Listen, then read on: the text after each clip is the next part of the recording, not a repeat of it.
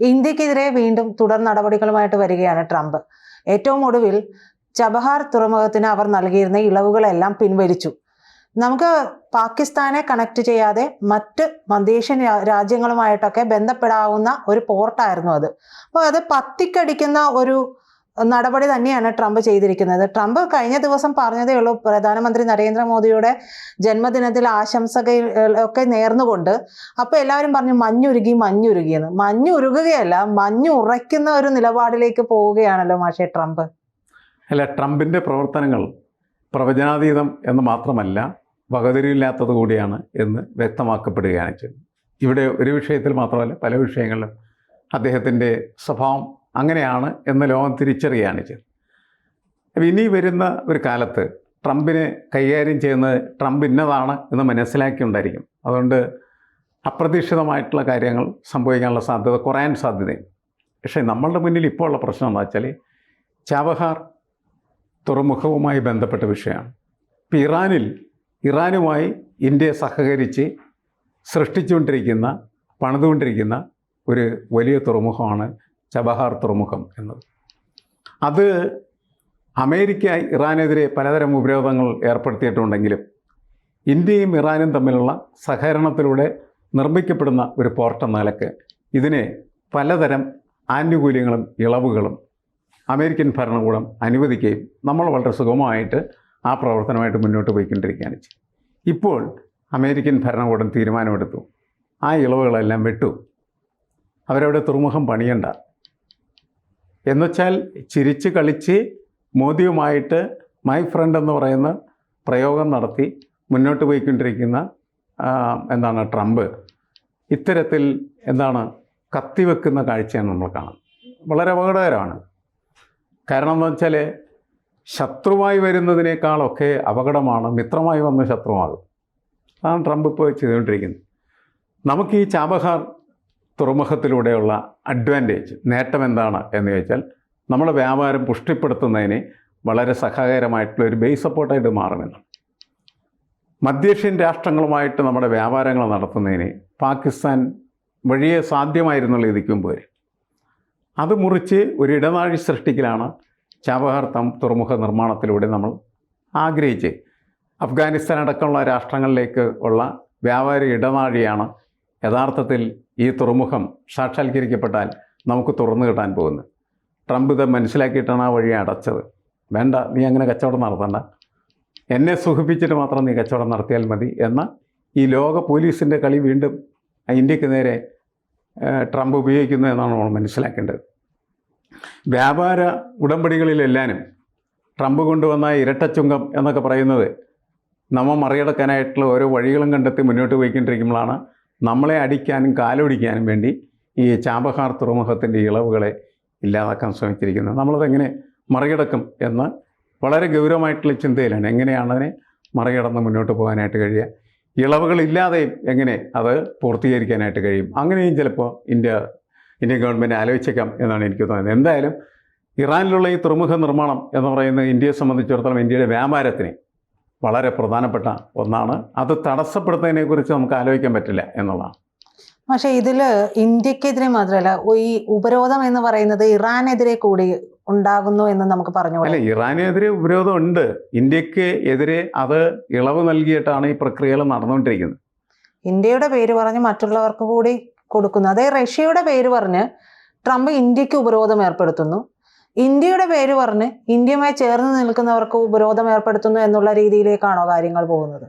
അല്ല, ഇന്ത്യയെ പൂട്ടാൻ എന്തെല്ലാം വഴിയുണ്ട് അന്വേഷിച്ച് നടക്കുകയാണ് ചെയ്യുന്നത്. ഇപ്പോൾ റഷ്യക്കെതിരെ ഉപരോധം തീർത്ത് അത് പരാജയപ്പെട്ടു. അത് പരാജയപ്പെടുത്തിയതിൽ നിർണായകമായിട്ടുള്ള ശക്തി ഇന്ത്യയാണ് എന്ന് ട്രംപ് ആരോപിക്കുന്നു. കാരണം ഇന്ത്യയോട് അടക്കം ലോകത്തുള്ള എല്ലാ രാഷ്ട്രങ്ങളോടും ട്രംപ് പറഞ്ഞതെന്താണെന്ന് വെച്ചാൽ, റഷ്യയുടെ എണ്ണ നിങ്ങളാരും വാങ്ങാൻ പാടില്ല. അപ്പോൾ നമ്മളത് കേൾക്കാൻ തയ്യാറായില്ല. കാരണം നമുക്ക് നല്ല ലാഭം ഉണ്ടാകുന്ന തരത്തിൽ എണ്ണ തരാൻ റഷ്യ തയ്യാറാണ്. റഷ്യയിൽ ആര് തയ്യാറായാലും നമ്മളത് സ്വീകരിക്കും. അങ്ങനെ നമ്മൾ റഷ്യയിൽ നിന്ന് എണ്ണ വാങ്ങും. എണ്ണ വാങ്ങുമ്പോൾ ഉയർന്നു വന്ന പുതിയ പ്രതിഭാസം എന്ന് പറയുന്നത് ഡോളർ ഇല്ലാതെ നൽകും എന്നുള്ളതായിരുന്നു. അതാണ് അമേരിക്കയുടെ പത്തിക്കടി കിട്ടിയത്. കാരണം വെച്ചാൽ ഡോളറിൻ്റെ അപ്രമാദിത്യം അവസാനിപ്പിക്കുന്ന തരത്തിലേക്ക് ലോക വ്യാപാരം ആരംഭിക്കുന്ന ഒരു തുടക്കം ഇവിടെ ഉണ്ടാവുകയാണ് ചെയ്യുന്നത്. അപ്പോൾ ഡോളറിനെ അവർ തകർത്ത് തരിപ്പണമാക്കുകയാണ് ചെയ്തത്. കാരണം റഷ്യ പറയുന്നത് എന്താണെന്ന് വെച്ച് കഴിഞ്ഞാൽ ഇന്ത്യൻ റുപ്പി മാത്രമല്ല, ഏത് രാഷ്ട്രമാണോ ഞങ്ങളുമായിട്ട് എണ്ണക്കച്ചവടത്തിൽ ഏർപ്പെടാൻ ആഗ്രഹിക്കുന്നത് അവരവരുടെ കറൻസി തന്നാൽ മതി. അങ്ങനെ ഡോളറിനെ സൈഡ് ലൈൻ ചെയ്യുന്ന ഒരു പരിപാടി അവിടെ ആരംഭിച്ചു എന്നുള്ളതാണ്. ട്രംപിനെ വല്ലാതെ വേദനിപ്പിക്കുന്നതും അതുതന്നെയാണ് എന്നാണ് ഞാൻ മനസ്സിലാക്കുന്നത്. ഇതേ കാര്യങ്ങളൊക്കെ ചൈനയും ചെയ്യുന്നുണ്ട്. നമ്മളെപ്പോഴും പറയുന്നതാണ് ചൈന ചെയ്യുന്നുണ്ട്, പക്ഷെ ചൈനയ്ക്ക് നേരെ എന്താ പറയുക, അമ്പും വില്ലും ഒന്നും ട്രംപ് എടുക്കുന്നില്ല. ഒരു മയത്തിൽ തന്നെ നിൽക്കുന്നുണ്ട്. ഒരു തരത്തിൽ പറഞ്ഞാൽ ചൈനയേക്കാൾ കുറച്ചുകൂടെ ഭീതി ട്രംപിനുണ്ടാക്കുന്ന രാജ്യം എന്ന് പറയുന്നത് ഇന്ത്യ തന്നെയായിരിക്കാം. ഇന്ത്യയുടെ ഒരു വളർച്ച എന്ന് പറയുന്നത്, ഞാൻ ഈ കഴിഞ്ഞ ദിവസം ഒരു വാർത്ത കേൾക്കുമ്പോൾ കേട്ടത്, ഇത്രയും ഉപരോധങ്ങൾ ഏർപ്പെടുത്തി നമുക്ക് ഒരുപാട് ഇടിവുകൾ ഉണ്ടാകുന്നുണ്ട്, എങ്കിൽ പോലും ചെറിയൊരു രീതിയിലെങ്കിലും നമ്മുടെ GDP ഉയർന്നിട്ടുണ്ട് എന്നുള്ളതാണ്. അത് സത്യത്തിൽ ട്രംപിനുള്ള ഒരു മറുപടി കൂടിയല്ലേ? അതായത് ട്രംപ് നേരത്തെ പറഞ്ഞൊരു കാര്യം, ഇന്ത്യൻ എക്കണോമി എന്ന് പറഞ്ഞാൽ ഡെഡ് എക്കണോമിയാണെന്ന് പറഞ്ഞു. അതെ, ഇന്ത്യയേക്കാൾ എത്രയോ ഡെഡ് എക്കണോമിയാണ് അമേരിക്കയുടെ ഇപ്പോൾ. GDP വളർച്ച പരിശോധിക്കുന്ന സമയത്ത് നമ്മളുടേത് ഒരു 6-7% നിൽക്കുന്നതാണെങ്കിൽ അവരുടേത് 1-1.5% നിൽക്കുകയാണ് ചെയ്യുന്നത്. അപ്പോൾ അവിടെയാണ് ശരിക്കും കൂടുതൽ സാമ്പത്തിക മാന്ദ്യം നിൽക്കുന്നത്. നമ്മളുടേത് മികച്ച സാമ്പത്തിക വ്യവസ്ഥയായിട്ട് മാറിക്കൊണ്ടിരിക്കുകയും ചെയ്യാണ്. എല്ലാ ഉപരോധങ്ങളെയും പല രീതികളിൽ നമുക്ക് മറികടന്ന് മുന്നോട്ട് പോകാനായിട്ട് പറ്റും. നമുക്ക് പരിക്കുകൾ പറ്റുന്നില്ല എന്നല്ല എൻ്റെ അർത്ഥം, പരിക്കുണ്ട്. അപ്പോൾ ആ പരിക്കുകളെ പരിഹരിക്കാനായിട്ടുള്ള വഴികൾ നമ്മൾ കണ്ടെത്തി മുന്നോട്ട് പോയിക്കൊണ്ടിരിക്കുകയാണ്. അങ്ങനെയാണ് നിതാന്തമായ ശത്രുതയിലേക്ക് മാറിയ ചൈനയോട് പോലും നമ്മൾ സൗഹൃദം സ്ഥാപിച്ചുകൊണ്ട് നമ്മളെ വ്യാപാരത്തെ മുന്നോട്ട് കൊണ്ടുപോകാനുള്ള ശ്രമം നടത്തുന്നു.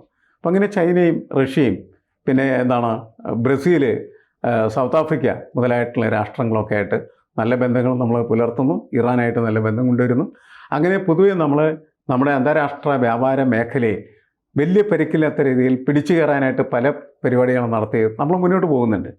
ഇത് സഹിക്കാൻ പറ്റാത്ത തരത്തിൽ മാറിയപ്പോഴാണ് ട്രംപ് ഈ ചാബഹാർ തുറമുഖ നിർമ്മാണ പ്രക്രിയയ്ക്ക് തുടക്കം വെച്ചിരിക്കുന്നത്.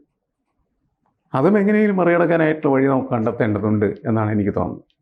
അതെന്തായാലും കണ്ടെത്തുമെന്ന് തന്നെ നമുക്ക് കരുതാം. കാരണം ഇത്രയും പ്രശ്നങ്ങളെ നമ്മൾ തരണം ചെയ്തു. അല്ല, ഇതൊക്കെ വ്യാപാര മേഖലയിൽ നടക്കുന്ന പ്രക്രിയകളാണ്. എൻ്റെ പേരിൽ അവയെ മറികടക്കാനായിട്ടുള്ള വഴികളും അതിലൂടെ തുറന്നു കിട്ടാനായിട്ടുള്ള സാധ്യതകളുണ്ട്. ഇപ്പോൾ ഗ്ലോബൽ ട്രേഡ് എന്ന് പറയുന്നത് ആരുടെയെങ്കിലും അവരുടെ കയ്യിൽ ഒതുങ്ങി നിൽക്കുന്നതല്ല. അതുകൊണ്ട് തന്നെ ഒരാൾ ഉടക്കിയാൽ മറ്റൊരിടത്ത് നമുക്ക് തുറക്കാൻ പറ്റും.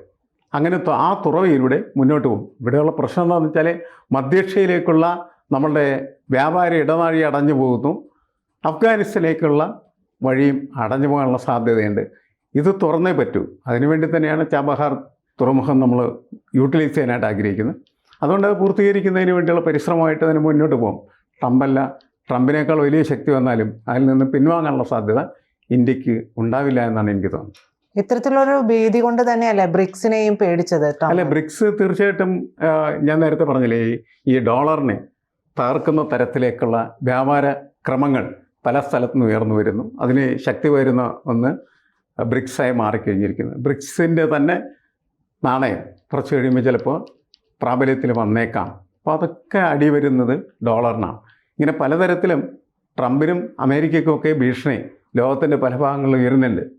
ട്രംപ് എന്ന് പറയുന്ന തമ്പുരാനെ കേട്ട് അദ്ദേഹത്തിൻ്റെ മുന്നിൽ തലകുനിച്ച് നിൽക്കുന്ന ഒരു സംവിധാനത്തിലേക്ക് പോകാനുള്ള സാധ്യത പൊതുവെ കുറവാണ് എന്നാണ് നമ്മളും ലോകരാഷ്ട്രങ്ങളൊക്കെ മനസ്സിലാക്കുന്നതെന്ന് എനിക്ക് തോന്നുന്നു. കൂടുതൽ വാർത്തകളും വിശേഷങ്ങളും നിങ്ങളിലേക്ക് എത്താൻ ABC മലയാളം സബ്സ്ക്രൈബ് ചെയ്യുക, ബെൽ ബട്ടണും അമർത്തുക.